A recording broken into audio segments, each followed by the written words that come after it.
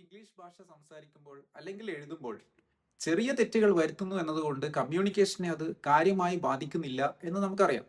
പക്ഷെ എന്നാലും നമ്മുടെ ഭാഷയോട് മറ്റുള്ളവർക്ക് ഉണ്ടാകുന്ന ഒരു ഇംപ്രഷൻ നിലനിർത്താൻ നമ്മൾ ശരിയായി ഉപയോഗിച്ചേ മതിയാകും. അതിനുവേണ്ടി ചെറിയ തെറ്റുകൾ പോലും വരുത്താതിരിക്കാൻ ശ്രദ്ധിക്കണം. ഒരു 4-5 സെന്റൻസസ് ഞാൻ ഇവിടെ ഇന്ന് പറയുകയാണ്. അതിലെ തെറ്റുകൾ എങ്ങനെ ശരിയാക്കാം എന്ന് നമുക്ക് ഇന്നൊന്ന് നോക്കാം. ഒന്നാമത്തെ സെന്റൻസ് ഇതാണ്: when he comes back ask your son to call me. മനസ്സിലായല്ലോ?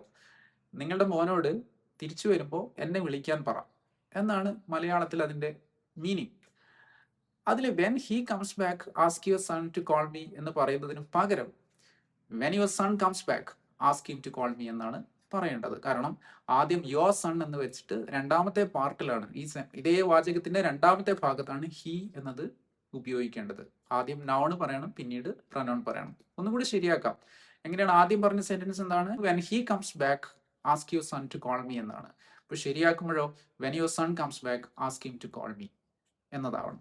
ഇനി രണ്ടാമത്തെ sentence, could you please repeat again. പലപ്പോഴും അറിയാണ്ട് പറഞ്ഞു പോകുന്നതാണല്ലേ could you please repeat again എന്ന്.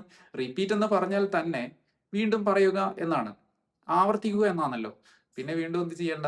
എഗെയിനും പറയേണ്ട കാര്യമില്ല. കുഡ് യു പ്ലീസ് റിപ്പീറ്റ് എന്ന് പറഞ്ഞാൽ മതിയാവും. So what is A third one? നമുക്ക് മൂന്നാമത്തെ സെന്റൻസ് നോക്കാം. മൂന്നാമത്തത് വളരെ രസകരമായിട്ടുള്ള ഒരു സ്റ്റിക്കർ ബസ്സിൽ കണ്ടതാണ് കേട്ടോ. ബസ്സിൽ യാത്ര ചെയ്യുന്ന സമയത്ത് മുമ്പിൽ ഒട്ടിച്ചിട്ട് കണ്ടതാണ്. Keep smile, you are watching. ചിരിക്കൂ, നിങ്ങളെ ശ്രദ്ധിക്കുന്നുണ്ട് എന്നാണ്. നിങ്ങളെ ശ്രദ്ധിക്കുന്നുണ്ട് എന്ന് പറയുമ്പോൾ യു ആർ വാച്ചിങ് എന്നല്ലല്ലോ വേണ്ടത്. Keep smile, you are watching എന്നത് എങ്ങനെ ശരിയാക്കാം? Keep smiling, you are being watched. ചിരിക്കൂ, ചിരിച്ചുകൊണ്ടിരിക്കൂ, നിങ്ങൾ ശ്രദ്ധിക്കപ്പെടുന്നുണ്ട്, നിങ്ങളെ ശ്രദ്ധിക്കുന്നുണ്ട്. പാസീവ് വോയിസ് ആണ് വേണ്ടത്. Keep smiling, you are being watched. മനസ്സിലായല്ലോ അല്ലേ? സോ നമുക്കിനി അടുത്തത് നോക്കാം. നാലാമത്തത് നോക്കാം. എപ്പോഴും പറയും എനിക്ക് തലവേദനയാണെന്ന് പറയും. എങ്ങനെ പറയും എന്നറിയോ? ചിലപ്പോൾ അറിയാണ്ടേ ഐ ആം ഹാവിങ് ഹെഡേക്ക് എന്ന് പറഞ്ഞു പോകും. ഐ ആം ഹാവിങ് ഹെഡേക്ക് അല്ല, I have a headache. I have a headache എന്ന് പറഞ്ഞാൽ മതി. ഐ ആം ഹാവിങ് എന്ന ING അവിടെ യൂസ് ചെയ്യാൻ പാടില്ല. So I am having headache അല്ല, ഐ ഹാവ് എ ഹെഡേക്ക് ആണ് ശരി. So let's go to the fifth one. അഞ്ചാമത്തതാണ്. സെന്റൻസ് കേൾക്കണം. I only have 5 minutes. എനിക്ക് 5 മിനിറ്റ് മാത്രമേ ഉള്ളൂ. വേഗം കാര്യങ്ങൾ നോക്കണേ. I only have 5 minutes.